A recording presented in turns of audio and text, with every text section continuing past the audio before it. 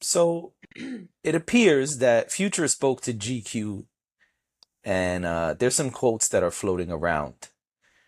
Uh, and so we're going to start there and then we'll get to the guests.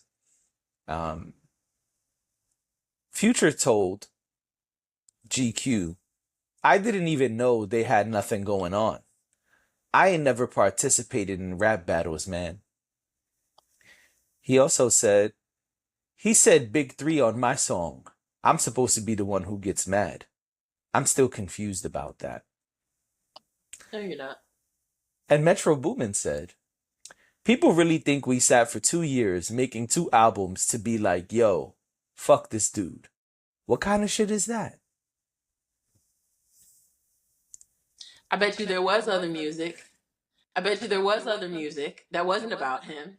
And I bet you once they realized, oh, hey, people like this, or hey, this one is going to hit, you know, they pushed those to the back and pushed the other ones to the front. Totally believe that. Totally believe that there was other music to release. Absolutely. Without a doubt. Especially for the second album. Maybe not for the first one, but especially for the second album. But don't make it seem now like we don't know what's going on here, guys. We all lived through it. And you put out the music and you title the albums that way. Well, that's why I said, let's talk about somebody else who has guests. Because, Liar. sure, you could say that Like That was the lead single. Well, actually, let's do it this way. Let's just cut the bullshit. Y'all had two albums that were dissing Drake. And not only did y'all diss Drake, but y'all seem to somehow find every guest appearance possible that has beef with Drake and allowed them to diss Drake on your project. In fact, if the Weeknd is on more than one song dissing Drake, Mhm. and you knew by then for sure that there was beef going on. And even if you didn't, y'all cleared their verses. Let me tell you, as a person who does music, it's easy to get a verse from someone and say, actually, I think you should redo it. Actually, this doesn't really fit what's going on. Do you think you could redo it? Especially when they're your homies. When they're your homies, you could probably critique them even more than anybody else.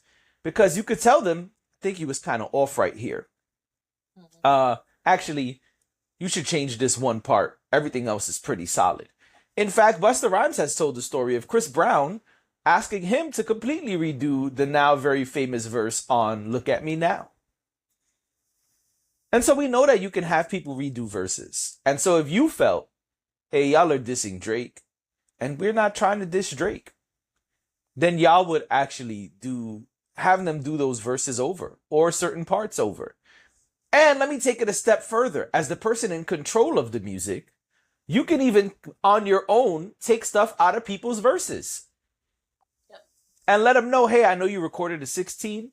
We just decided to keep 12 of those bars. They do it with music, television, movies, etc., etc., etc., etc.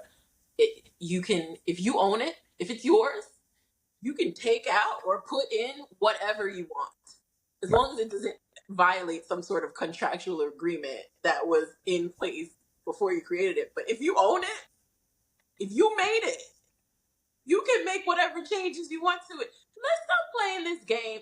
See, here's what I think happened. Let me tell you. Let me paint the picture for you. Let me tell you what I think happened here. Maybe they didn't walk into the studio thinking that they were going to make an album about Drake. I believe that. I think that's an easy thing to believe.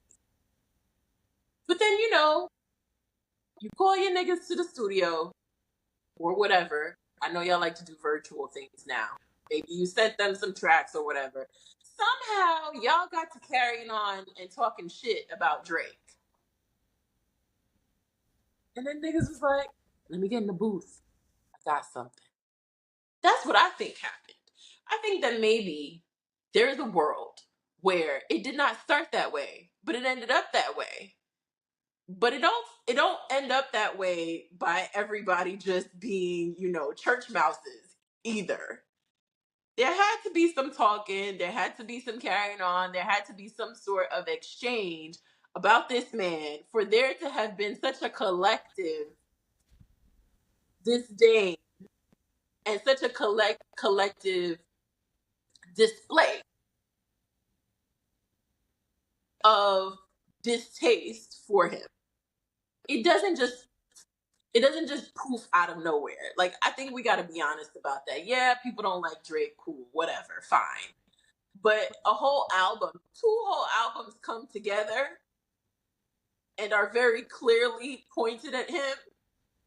Come on, guys. But that wasn't all. Truth. But that wasn't all. And this is why I'm calling cap. Because not only was it 2 albums, but it was tweets from Metro. And let's not forget the super viral BBL Drizzy. Exactly.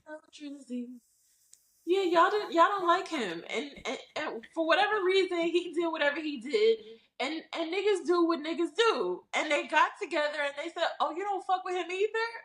Oh, I get it. Here's what he did to me." Or He slept with your girl too.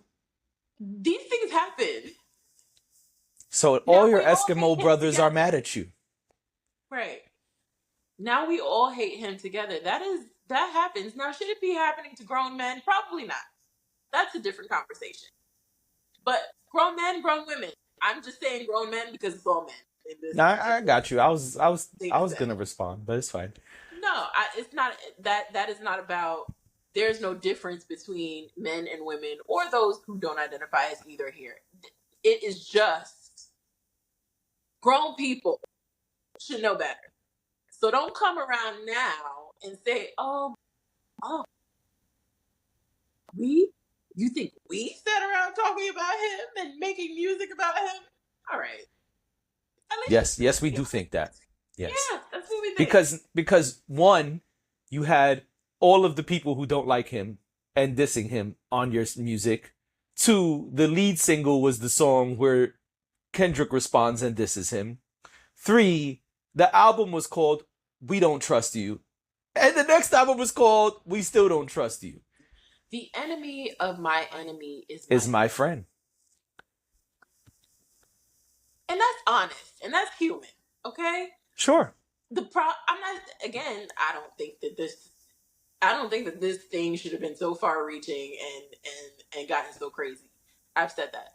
But the fact that it did, okay, let's stop pretending. Because, like, Yeah. what it came down to is that nobody else pretended. Like, Drake and Kendrick showed up.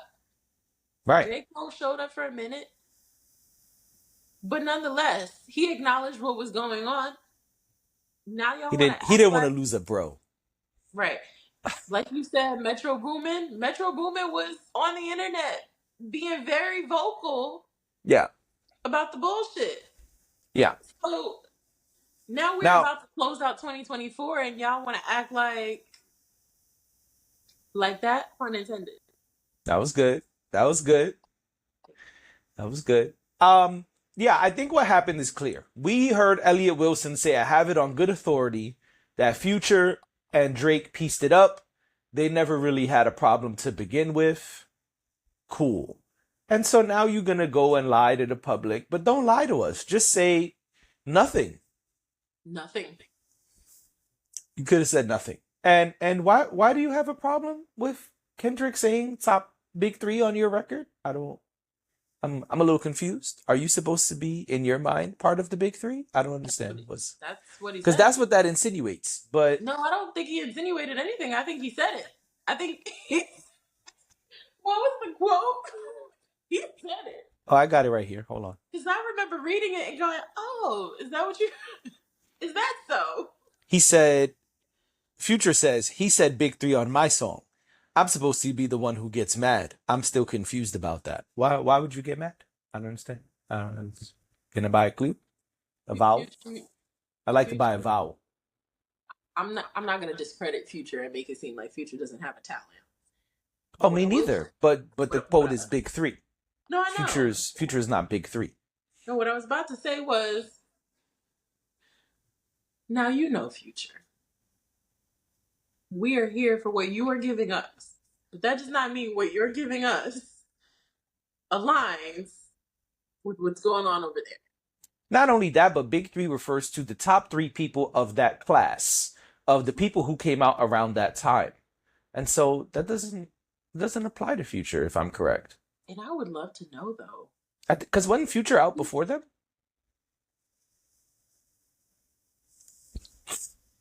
I would think they all came out around the same time.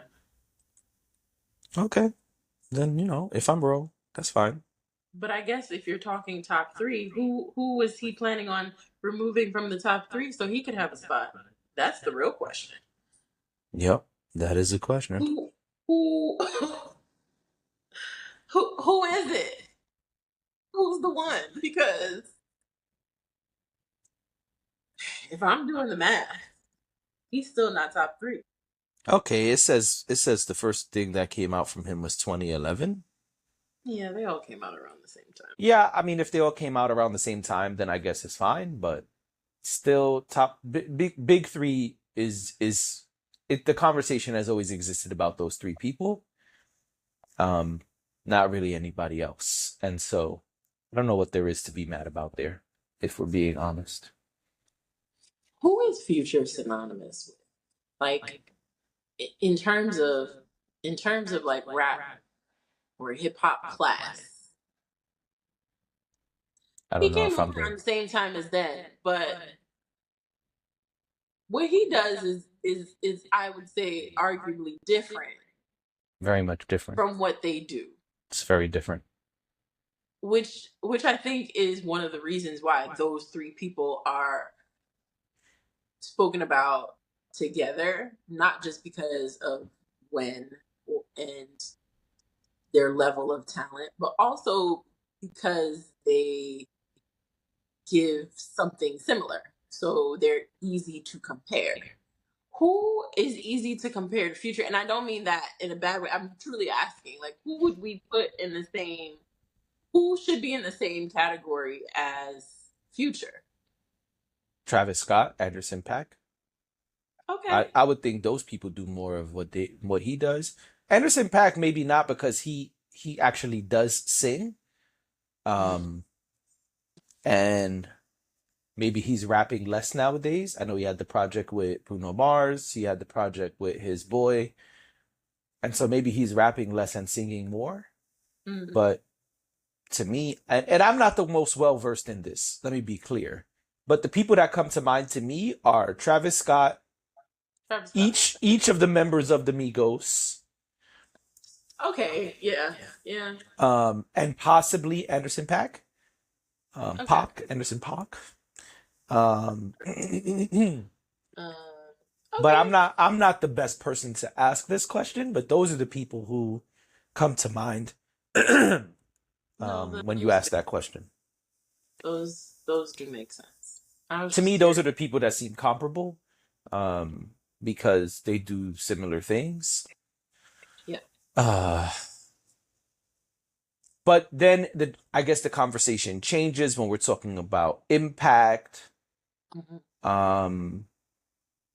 sound. Well, maybe not sound, but fan base, popularity, all of those things kind of change it. But just as far as what acts are similar, I guess them. You could even include T-Pain now, but I wouldn't put T-Pain in that category. But I can see why somebody would. It would be anybody who raps with auto-tune all the time, sings with auto-tune all the time. And by that, I mean the auto-tune is there. Not like when Whitney Houston sang a slightly off-key and they fixed it with so little auto-tune you didn't know. Not that. I'm talking about all of the quote-unquote auto-tune rappers, the melodic rappers. Yeah. Okay. Which I don't listen to enough of those people to be able to say who else. But those are the people who come to mind when you ask the question. No, that's actually good. I feel like that's a good bunch. Anyway, let's move along. Move right along.